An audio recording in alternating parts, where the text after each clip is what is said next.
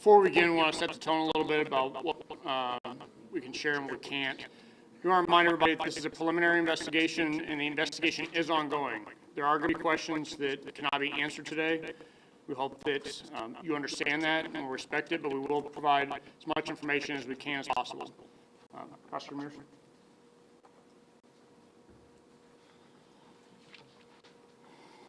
My name is Ryan Ayers, and I'm the Marion County Prosecutor. I want to thank everybody for coming out here today.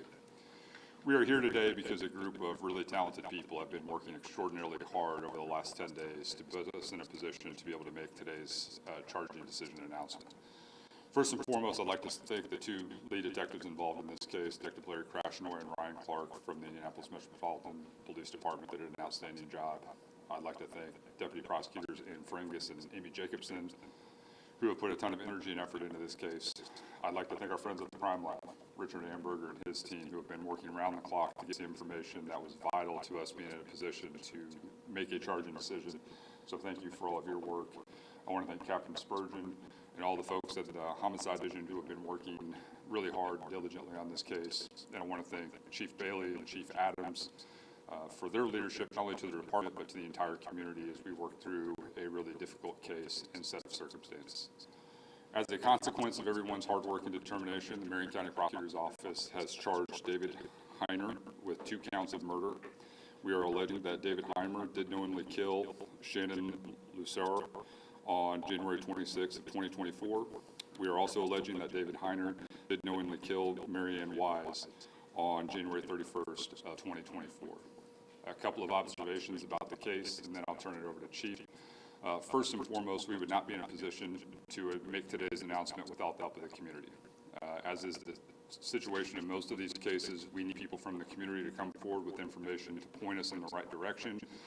And then the investigators do an outstanding job of following up on that information, which is exactly what happened here. Of all the members of the community who came forward, I can honestly say that they were all cooperative and provided very timely information that was vital to being able to identify a suspect and then build a case. When you have 2 separate incidents involving 2 different people over the course of a couple of days, it is paramount that we're in a position to hammer down a timeline, which we were able to do because of the community's involvement and participation. And for that, we are grateful, and we would not be here without those individuals coming forward with that information. What is alleged in the probable cause affidavit, once again, alleges a very unnecessary and thoughtless killing of 2 members of our community who are some of the most vulnerable members of our community. And we understand that this is going to have a profound impact not only on those families, but the East Side as a whole. And I think it's important to send the message to everybody in our community, including those families, that this is the first step in us moving towards justice, but it's just the first step. And all of us need to rally around not only those families, but the entire East Side as they deal and work through the terrible tragedy that is both of these cases. With that, I'll turn it over to the Chief. Thanks, Prosecutor.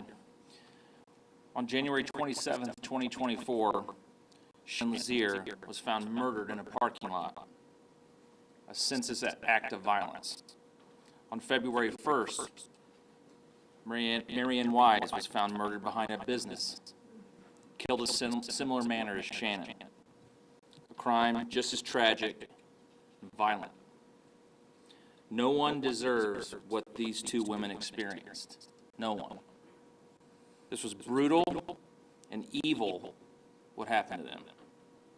But today, because these women bravely fought back against their killer, we announced the arrest of their alleged murderer.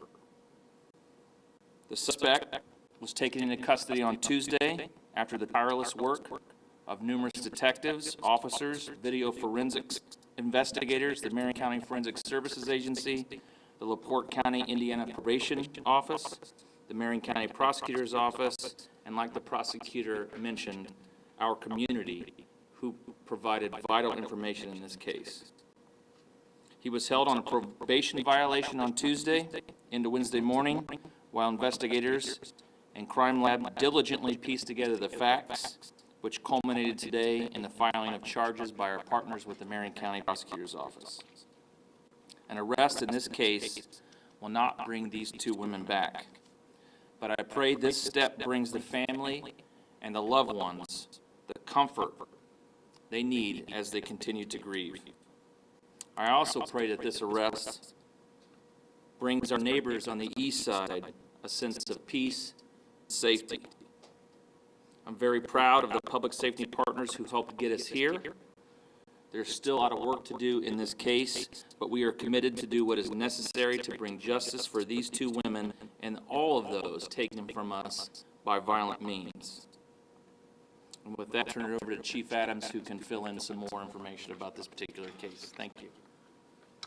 Chief, thank you, Prosecutor. My name is Kendall Adams, and I'm Deputy Chief of the Criminal Investigations Division for the Indianapolis Metropolitan Police Department. I first, as everyone has said here, want to recognize the victims, Shannon Lazier and Marion Wise, neighbors, community, and the toll this investigation has taken on detectives. The homicide unit, and specifically lead detective Ryan Clark, have worked in excess of 100-plus hours combined in this case. I also want to recognize East District proactive teams, Community Relations Unit, and East District Commander Rick Riddle that provided countless hours of canvassing and providing reassurance to the community, most impacted by this horrific tragedy. I would also like to recognize the Violent Crimes Unit and our Spec Ops who provided assistance, and the Indiana State Police for assisting with the examination of mobile devices. We are aware this case had similarities. One of those that we did not release previously was the manner of death. Both women died from multiple sharp force injuries as reported by the Marion County Coroner's Office. How did we get here? Three main reasons: cooperation, countless hours of investigative techniques, and primary to today's announcement, forensic analysis. As you heard a little bit, February 1st, the day of the second victim's homicide, IMPD's Digital Forensic Unit collected video from several businesses in the area. One of those videos showed the suspect and second victim together on the night the victim was killed, as alleged in the probable cause.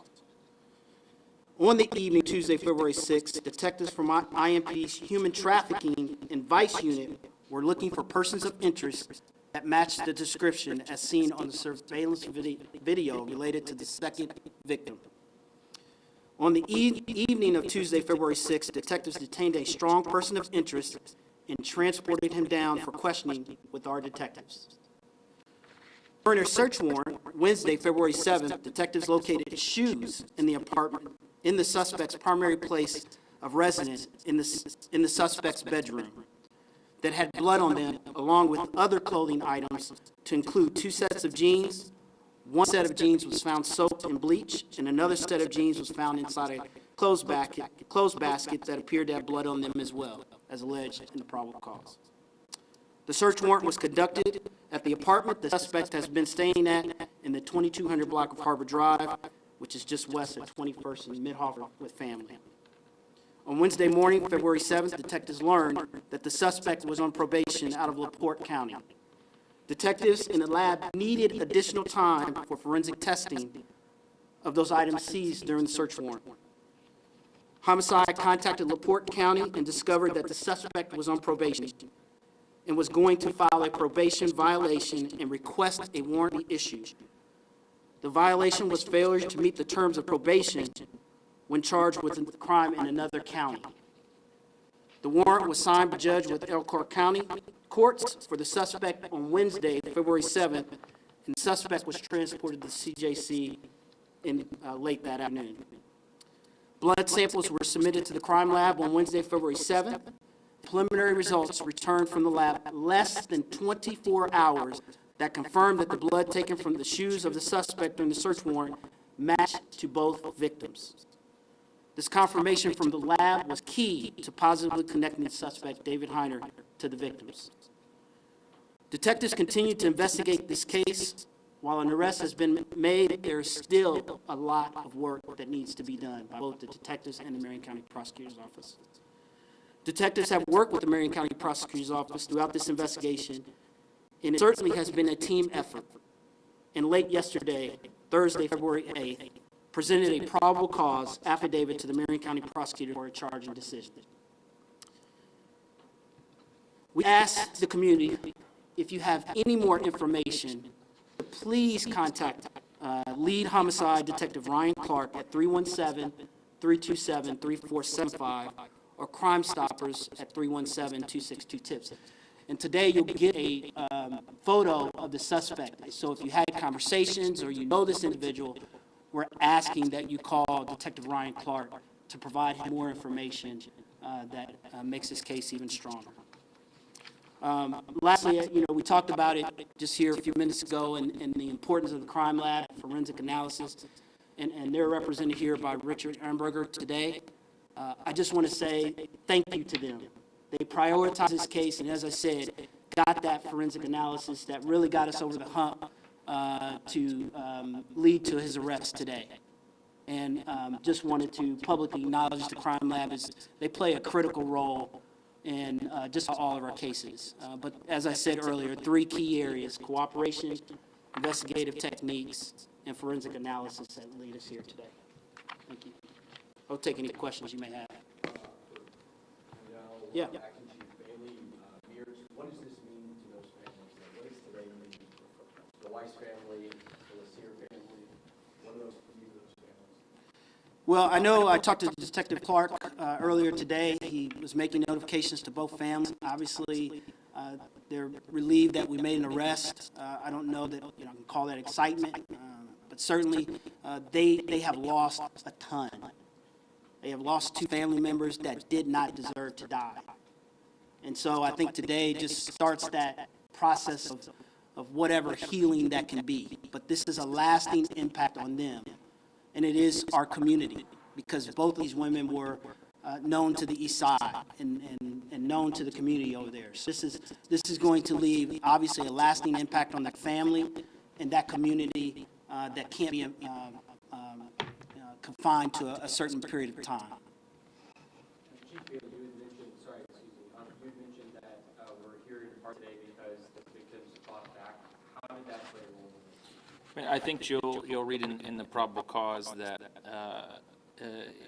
it details some information on injuries the suspect had and just the amount of forensic evidence and other evidence is there that there's no doubt in my mind, and based on my conversation with the detective, that these women defended themselves the best they could. What was the motive? We don't know.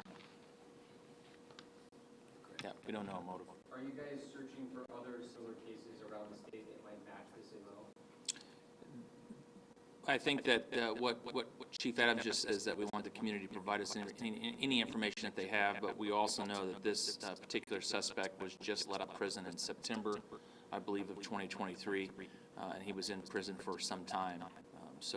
But we will obviously take information and from anywhere in the state or here locally to see if there's anything that matches the what happened here. Yeah, so, I'll say this because I just want to stick to what's in the probable cause. We know that he knew the second victim. We don't have any information that he knew the first victim. Not yet. That's why I say the case is still continuing, but we haven't found that yet. So I had been told that Marion Weiss had been in Obie's Tavern Bar Pub that evening, and that there was surveillance video of her with a man outside of Obie's. Is that the video that put you on to this suspect? Yes, and you'll see that detailed in the probable cause.